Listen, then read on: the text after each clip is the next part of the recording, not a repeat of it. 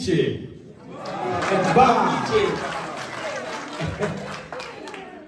Voilà, comme je dis toujours, né de l'Afrique centrale et malien dans l'âme. Et c'est une joie toujours, un plaisir d'être parmi notre peuple, parmi mes frères. C'est très important aujourd'hui.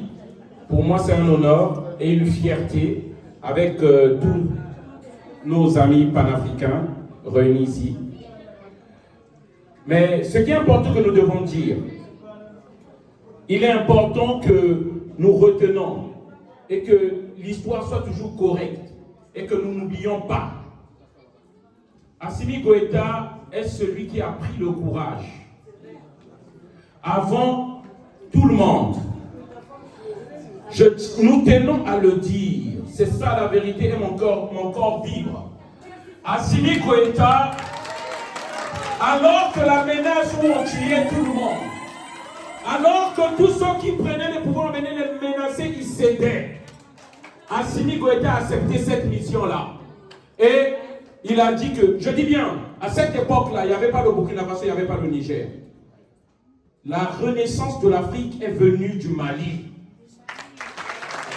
En tant que panafricain, on ne savait même pas, lorsqu'on luttait ici sur la place de Paris. Je me rappelle encore, on était avec les Momo Diarra, que j'ai vu dans le train, en malien, seul, avec son drapeau, en train de brandir le drapeau. Et c'est ça qui m'a fait appel pour chercher à le rejoindre. Il est là, donc il peut dire témoigner ce que je suis en train de dire. À l'époque, on nous prenait encore pour des malades mentaux, des fous. On nous prenait encore comme des fous, mais qu'est-ce qu'ils veulent faire?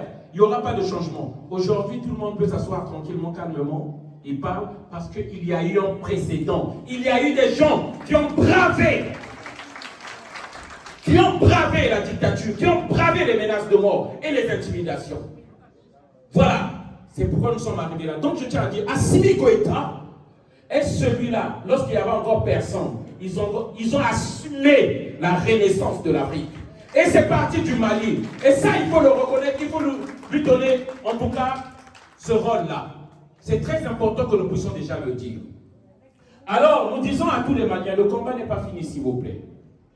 Le combat ne s'arrêtera pas juste à l'AES. Il faut que les États africains rejoignent la politique de l'AES et c'est ainsi que nous aurons la liberté. Le combat ne s'arrête pas au Mali, au Burkina Faso, au Niger, s'il vous plaît. Parce que certains, lorsqu'il s'agit du Mali, ils sont heureux, c'est mon pays, je viens. Mais lorsqu'on dit la Côte d'Ivoire, lorsqu'on dit le Congo-Brazzaville, d'où moi je viens, ça ne leur concerne pas. S'il vous plaît, c'est la même lutte, c'est le même combat. Si je suis parmi vous, parce que j'ai reconnu ça depuis longtemps, lorsque les Maliens sont venus me voir pour rejoindre cette lutte-là, je suis venu parce que je savais que c'est le même combat.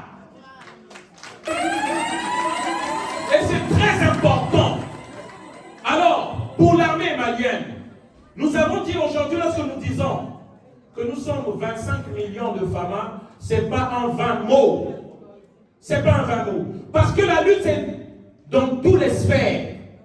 Lorsque vous êtes dans la communication, c'est la lutte. Lorsqu'on a accusé les femmes des massacres invisibles, des massacres inventés par l'ONU, par l'Amnesty internationale, nous étions là, les femmes, pour dire que ce n'était pas vrai. Et ils ont eu la force parce que nous les avons soutenus.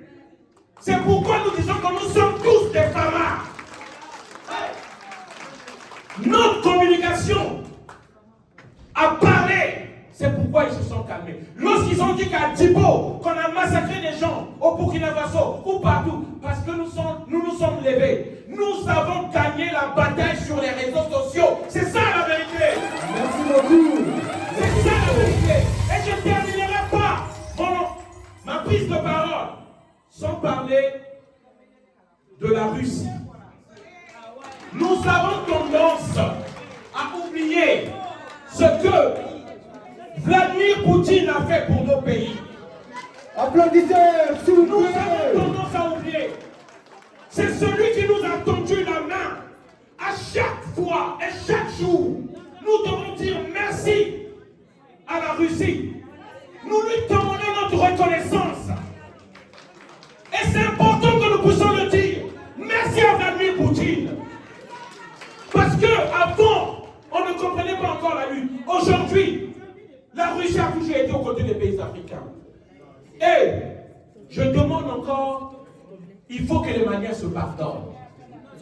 J'appelle à la réconciliation des Maliens.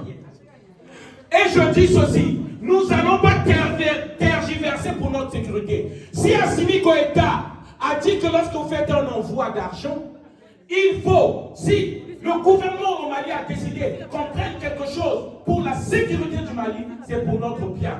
Est-ce que nous pouvons tergiverser sur notre sécurité? Merci beaucoup. Est-ce que nous pouvons tergiverser sur nos vies? Voilà, c'est le message que nous voulons faire passer. Et lorsque j'appelle à la réconciliation, et lorsque j'appelle à l'apaisement, j'appelle à ce que, aujourd'hui, des personnes comme les camarades Ben Le Cerveau qui ont lutté avec nous, qu'on leur accorde de l'amnistie et qu'on les libère. Je le demande et je supplie le président Assimi Goïta, je supplie pour le camarade Ben Le Cerveau, s'il vous plaît. S'il vous plaît, qu'on le libère, on a besoin de lui. Merci, le message, c'est celui-là que je voulais faire. Merci beaucoup. Merci à tous les Applaudissez, s'il vous Maliens. plaît. Merci encore. La Applaudissez, lutte continue. Jésus.